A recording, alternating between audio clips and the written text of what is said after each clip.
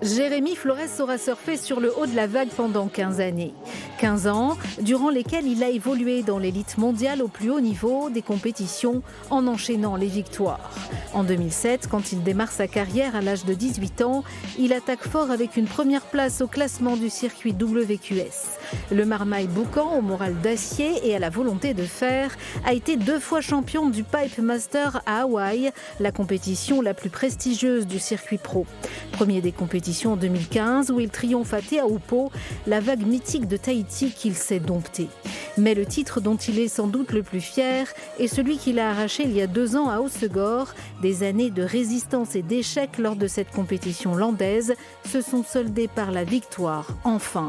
En octobre 2019, il obtient le Graal, historique. C'est la première fois qu'un Français décroche ce titre. Mais si Jérémy Flores a toujours évolué dans le top 10, il aura aussi connu quelques années moins flamboyantes avec un net recul dans le classement mondial. Récemment, il a terminé 9e aux premiers Jeux Olympiques à Tokyo. La faute à l'océan qui a joué contre lui, selon le Réunionnais. Pour le coup, là, l'océan m'a pas envoyé beaucoup de vagues. C'est comme ça, c'est la dure loi du sport, du surf surtout. Le surf, c'est vachement aléatoire. En plus, je suis tombé contre un Owen Wright, une tête de série très fort.